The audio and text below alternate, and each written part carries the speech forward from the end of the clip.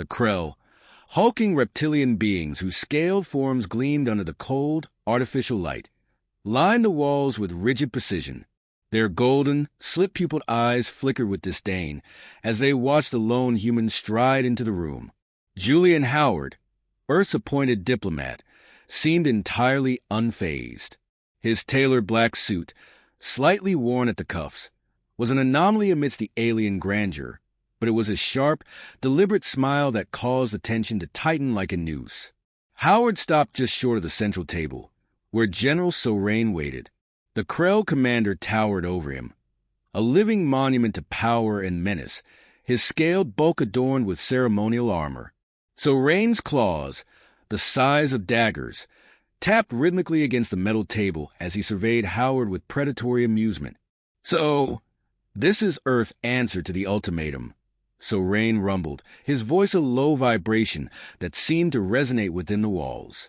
One human, unarmed and unguarded, bold but foolish, Howard met the alien's gaze without flinching. "Diplomacy is most effective when unburdened by theatrics, wouldn't you agree?" he replied, his voice smooth, almost lazy. He reached into his jacket pocket, prompting several Krell guards to stiffen, their plasma rifles rising. Howard froze, raising his hands in mock surrender. "Relax," he said, slowly pulling out a silver flask. "Just a drink. Unless you're worried a little alcohol might destabilize your iron grip on the galaxy." The room fell silent, the weight of his sarcasm sinking into the cold air. Howard unscrewed the flask, the faint scent of hops and malt drifting upward. He took a deliberate sip, savoring it, before tucking the flask away. Sorain's claws stopped tapping.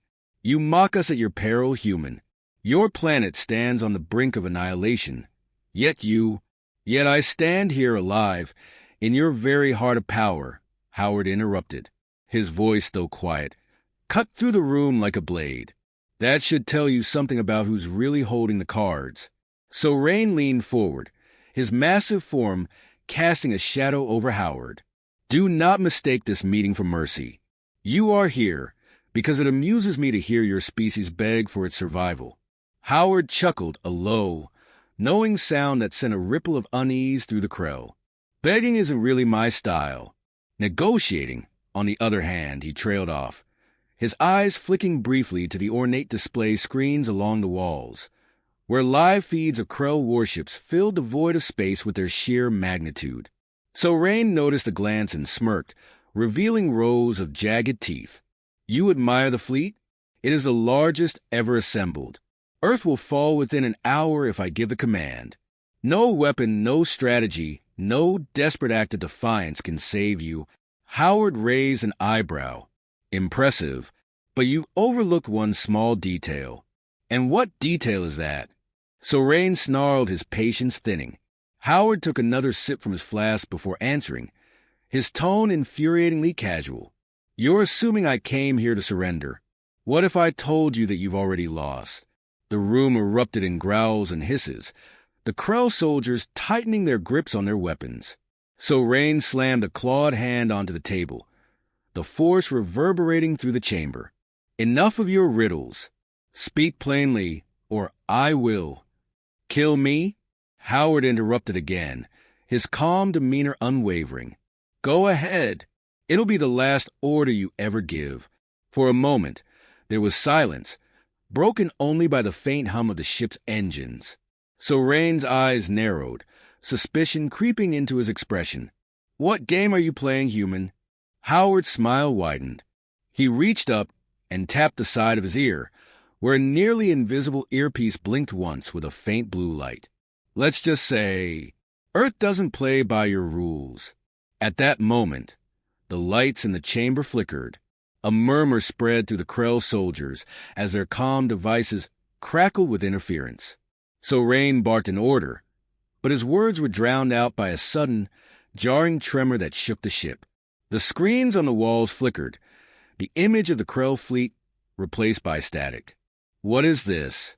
Sorain roared, rising to his full height. Howard leaned casually against the table, unbothered by the chaos unfolding around him. "Oh, Just a little reminder that humans are full of surprises. So Rain lunged forward, grabbing Howard by the collar and lifting him off the ground. "What have you done?" he bellowed, his claws tightening dangerously. Howard didn't flinch.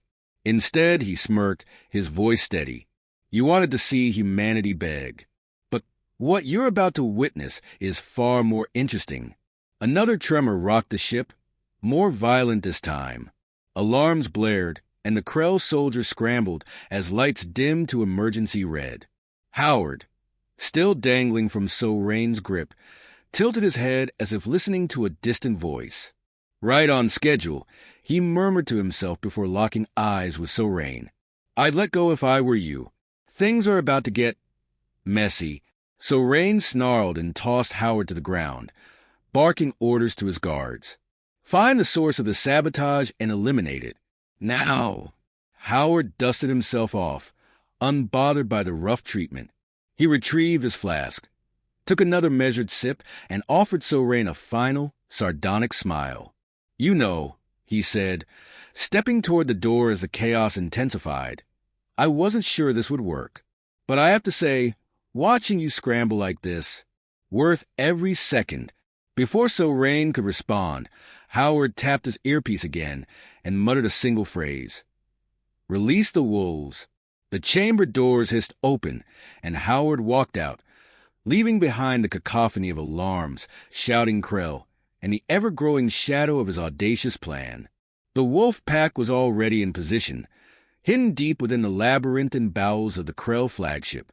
The air was thick with the hum of alien machinery, a relentless reminder of the ship's immense power. Captain Liam Jones crouched behind a massive energy conduit, his visor dimly glowing as he scanned the room ahead. His team, dressed in advanced stealth suits that shimmered like liquid shadows, waited silently for his signal. "All right, kids," Jones whispered, his voice barely audible over their encrypted comms. "This is where things get interesting." Sergeant Mason Reed, stationed a few meters away, let out a low chuckle. "Define interesting, because if it involves me getting melted by plasma bolts again, I'm filing a complaint." Again, Private Ryan Carter's voice crackled through the line, youthful and sharp. "How are you still alive if that happened before?" "Stubbornness," Mason replied with a grin. "And a whole lot of duct tape." "Focus," Jones cut in, though there was a faint smile in his tone. "We've got 20 minutes before the Krell realize their systems are compromised. Let's make it count." The team moved as one, slipping through the shadows with practiced precision. The Krell's arrogance was evident in their lack of internal security. They had never considered the possibility of human operatives infiltrating their flagship. That arrogance would be their downfall. Their target was the ship's primary reactor, a pulsating core of alien energy that powered the entire fleet. If they could destabilize it, even briefly, it would buy Earth's forces the time they needed to launch a counterattack. Carter, the youngest and most impulsive member of the team, couldn't resist breaking the tense silence. "So, Captain," he began, his voice tinged with mischief, "what's the over-under on us actually making it out of this alive?" "Statistically," Jones replied without missing a beat, "0. But where's the fun in stats?" "Comforting," Mason muttered, pulling a small, spherical device from his pack. "Remind me why I signed up for this again." "Because deep down," Jones said, glancing over his shoulder, "you love the chaos. Now stop complaining and set the charges." Mason rolled his eyes but complied, affixing the device to the reactor's outer casing. His fingers moved with practiced ease, even as sweat beaded on his forehead. The device emitted a soft chime, signaling it was armed and ready. "Charge set," Mason announced. "Timer's running. We've got 15 minutes. "Good. Let's move," Jones ordered, leading the way to their extraction point. They had barely made it halfway when a low, guttural growl echoed through the corridor. The team froze, their weapons snapping into position. From the shadows ahead, a Krell patrol emerged, their hulking forms blocking the narrow passage. "Well, this just got complicated," Carter muttered, his grip tightening on his rifle. The Krell commander barked an order, and the soldiers raised their weapons. For a moment, the corridor was still, the tension crackling like static. "On my mark," Jones whispered. Before the Krell could react, Jones threw a small, cylindrical device into their midst. It detonated with a blinding flash of light, disorienting the aliens. The humans moved as one, their training and technology turning the chaos to their advantage. Carter's rifle spat precise bursts of energy, each shot finding its mark. Mason's demolition expertise extended to combat, his grenade sending shockwaves through the tight space. Jones was a blur, his movements efficient and deadly. The fight was over in seconds, the Krell lying in a heap. Carter exhaled, his adrenaline spiking. "That wasn't so bad," he said, his voice shaking slightly. "Don't jinx it," Mason warned, already moving to cover their tracks. They pressed on, their pace quickening as the reactor's imminent detonation loomed over them. The ship's corridors seemed endless, each turn blending into the next. Jones led the way, his instincts honed by years of experience. As they approached the extraction point, Carter's curiosity got the better of him.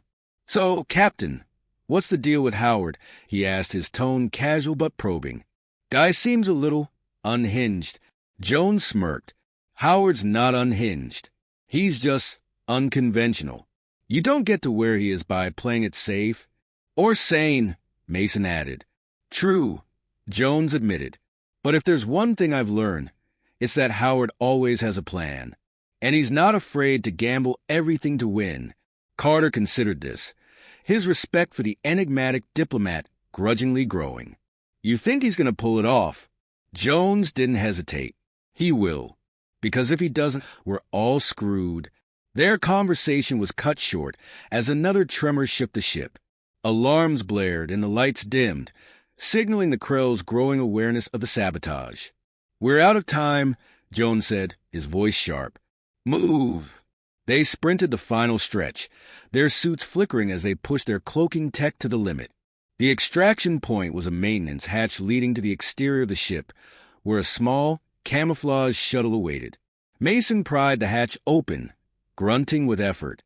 "Next time, remind me to request missions that don't involve running for my life," he muttered. "I'll pencil it in," Jones replied, ushering the team through. As they climbed into the shuttle, Carter paused, glancing back at the sprawling interior of the Krell flagship. "You think they'll remember this day?" "Oh, they'll remember," Mason said, sealing the hatch behind him. "They'll be telling stories about the humans who turned their pride into rubble." The shuttle's engines roared to life, and they launched into the void of space, leaving the Krell ship and its impending destruction behind. Jones leaned back in his seat, his breath finally slowing. He activated his comms, sending a secure message to Howard. "Wolves are out.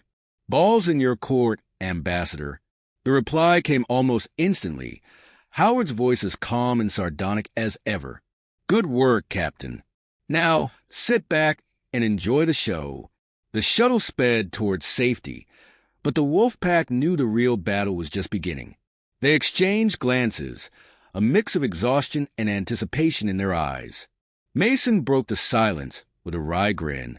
"Next time, Howard can hold his own damn beer." Jones chuckled, the tension momentarily lifting. "Agreed."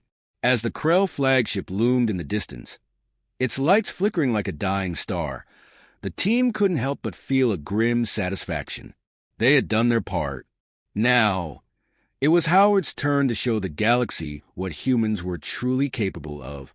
The Krell flagship groaned under the strain of the sabotage, the once pristine corridors now dimly lit by flickering emergency lights. Deep within its maze-like interior, General Sorain stormed into the command center, his claws digging into the metal floor with every step. The screens lining the walls were a cacophony of static, interrupted only by garbled feeds of panicked Krell soldiers reporting widespread chaos. The ship, the pride of the Galactic Empire, was failing, and Sorain's fury was palpable. Standing in the center of the chaos, Julian Howard appeared entirely out of place. His suit, slightly dusty from Sorain's earlier outburst, remained immaculate compared to the disarray around him. He leaned casually against the console, arms crossed, as if he were a guest at a particularly dull party. "You've lost control, General," Howard said, his voice cutting through the commotion like a scalpel. "And let me tell you, it's only going to get worse." So Rain turned on him, his golden eyes blazing. "You think this is victory, human? This is nothing but a temporary inconvenience." Howard smiled faintly, his composure unshaken. "Funny thing about temporary, it has a way of becoming permanent when you're too proud to admit defeat." So Rain lunged, his massive claws swiping inches from Howard's face, but the diplomat didn't flinch. He simply stepped to the side with a calculated nonchalance, forcing Rain to seethe in frustration. "You're stalling," Rain growled, his voice low and venomous. "But I'll see your planet burn before you leave this ship alive."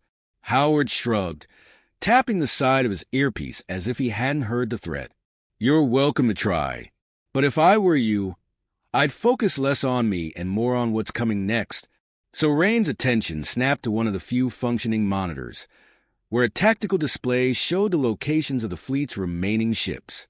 Red markers blinked ominously across the grid, indicating critical system failures spreading like wildfire. The sabotage wasn't confined to his flagship. It was affecting the entire fleet. "How?" So Rain demanded, his voice cracking with uncharacteristic desperation. "How did you—" Howard cut him off with a sharp laugh.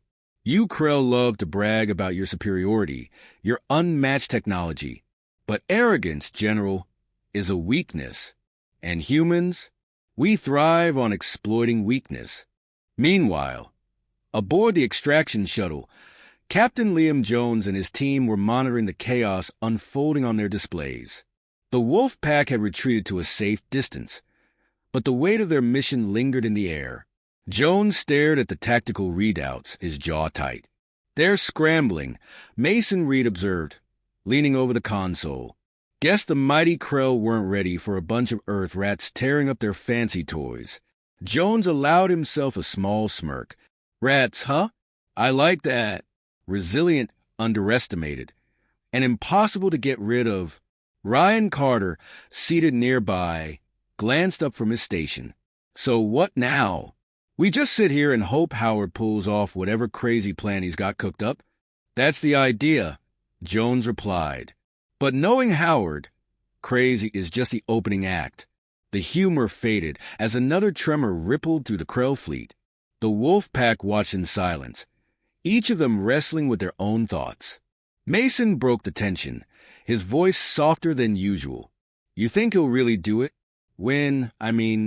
Jones didn't answer immediately. He stared out the viewport, where the Krell fleet loomed like a dark storm on the horizon. Finally, he said, "If Howard's taught me anything, it's that humans don't just win. We endure. And sometimes that's enough." Back on the Krell flagship, the escalating crisis had reached a tipping point. Fires erupted in several corridors, and the ship's automated defenses had turned against its own crew, mistaking them for intruders. Howard, ever the opportunist, used the chaos to his advantage. As Rain barked orders to his subordinates, Howard moved to a nearby console, his fingers deftly navigating the alien interface. His earpiece buzzed with a familiar voice, Jones. "Ambassador," Jones said, his tone measured but urgent, "we're seeing major disruptions across the fleet. Looks like your gamble paid off." "It's not over yet," Howard replied, his voice low enough that Rain couldn't overhear. "The Krell still think they can salvage this. I need you to be ready for the final push." "Understood. Just say the word." Howard ended the transmission and turned back to Rain, who was now visibly unraveling. The once imposing general looked more like a cornered animal, his confidence eroded by the sheer magnitude of his failure. "You're out of time, General," Howard said, stepping closer. "Surrender now, and maybe, just maybe, you'll live to see tomorrow." Rain snarled, his pride refusing to yield. "Never. The Krell do not surrender to vermin." Howard tilted his head, his expression almost pitying. "That's the thing about vermin. No matter how hard you try, They always come back. The ship's intercom crackled to life, interrupting their standoff. A panicked voice spoke in the guttural Krell tongue, reporting catastrophic system failures and the loss of several key ships in the fleet. So Rain's eyes widened, his claws clenching at his sides. Howard took a step back, folding his arms. "I'd start running if I were you. This ship doesn't have much time left." For a moment, it seemed so Rain might attack him again, but the general hesitated. The weight of his choices pressed down on him, and for the first time, doubt flickered in his predatory gaze. Howard's voice softened, though it carried a dangerous edge. "You've underestimated us at every turn, Sir Rain, and now you're paying the price. The question is, how much more are you willing to lose?" Sir Rain didn't answer. Instead, he stormed out of the room, barking orders at his remaining officers to abandon ship. Howard watched him go, a small, satisfied smile playing on his lips. He tapped his earpiece again, his tone light but roar. "Jones, it's done. The Krell are scattering. Time to clean up. Copy that, Ambassador." Jones replied. "We're on it." Howard turned and strode out of the command center, the ship's alarms blaring around him. The destruction he had orchestrated was complete, but the war was far from over. He had set the stage for humanity's survival, but the weight of what came next pressed heavily on his shoulders. As he made his way to the extraction point, his thoughts drifted to the sacrifices made and the lines crossed. Howard had always believed in the necessity of ruthless action, but even he couldn't deny the toll it took. Still, there was no room for regret, not when the survival of Earth hung in the balance. By the time he reached the shuttle, the Krell flagship was a burning wreck, its once mighty presence reduced to a smoldering reminder of humanity's defiance. Howard climbed aboard, nodding to Jones and the rest of the wolf pack as the shuttle lifted off.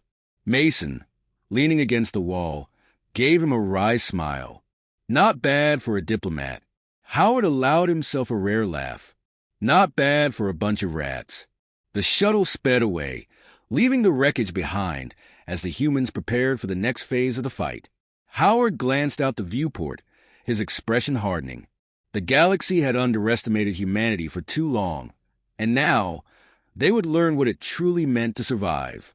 The Krell fleet, once the embodiment of galactic dominance, now floated in disarray. Ships sputtered in orbit, their systems failing as the sabotage rippled outward like a virus. The flagship, the Empire's crown jewel, was engulfed in fire and chaos, its formidable exterior cracking under the weight of human ingenuity. From the cockpit of the stealth shuttle, Julian Howard watched the destruction unfold, his face expressionless as he calculated the final steps of his plan. Captain Liam Jones stood beside him, his arms crossed and his jaw tight. "You've got them on the ropes, Howard. What's the next move?" Howard didn't answer immediately. His eyes remained locked on the flagship, the orange glow of explosions reflected in his sharp gaze. The rest of the wolf pack was silent, their usual banner replaced by the gravity of what was at stake. Finally, Howard spoke, his voice quiet but unyielding. "Send the signal."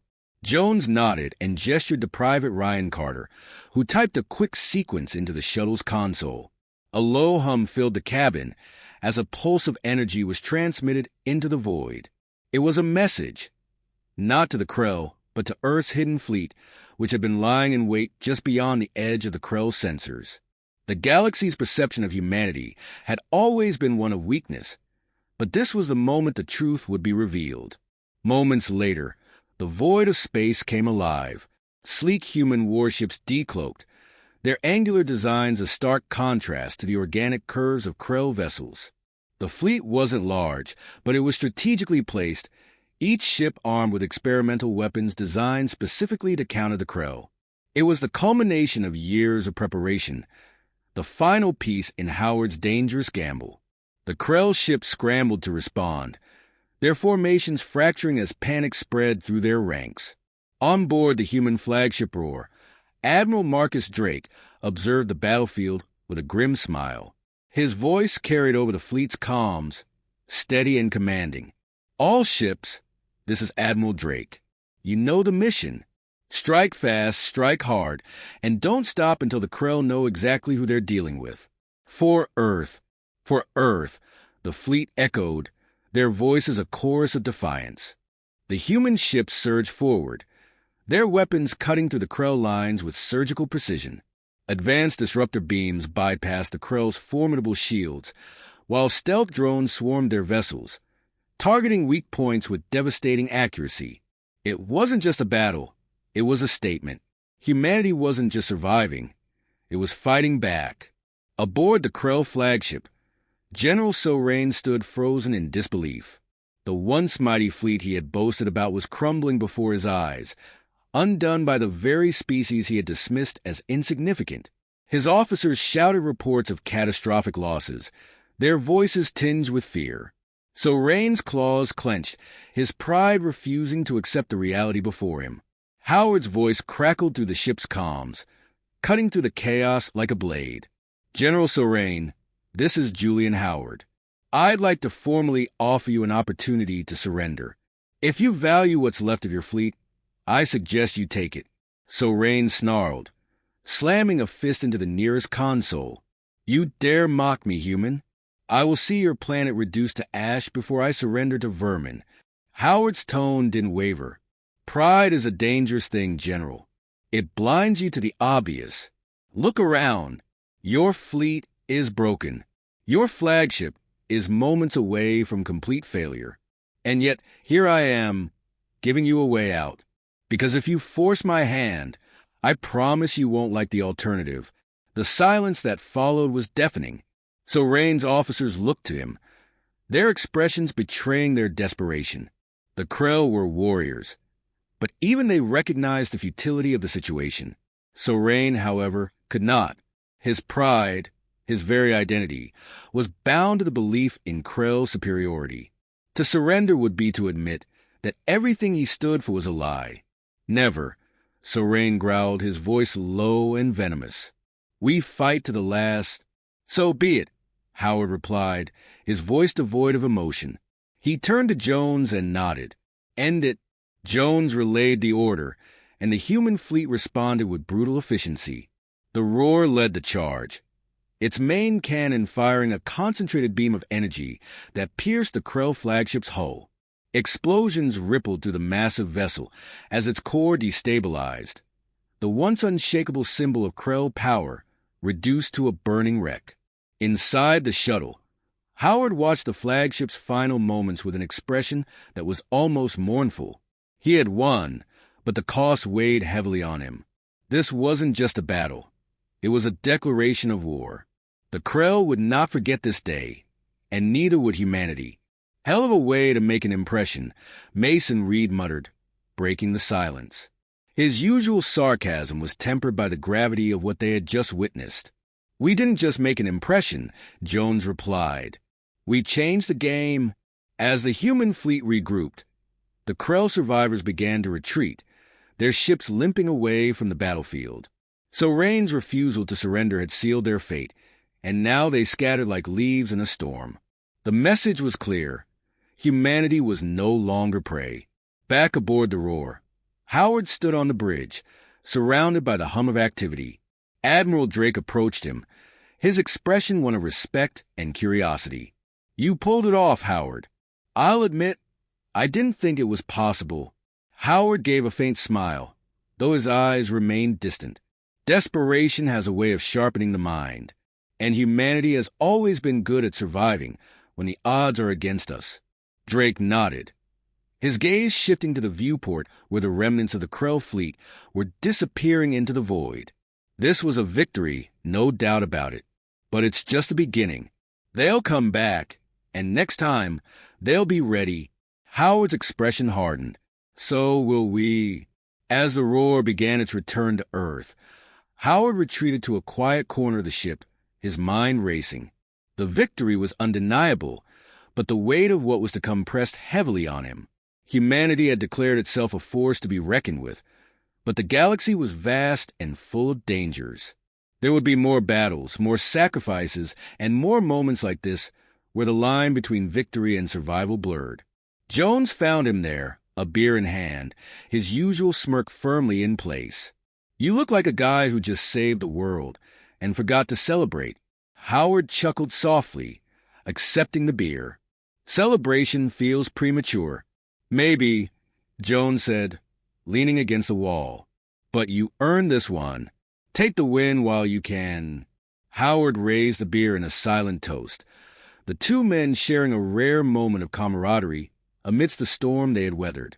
The future was uncertain, but for now, humanity had proved one thing beyond doubt. It was ready to fight for its place in the galaxy, no matter the cost.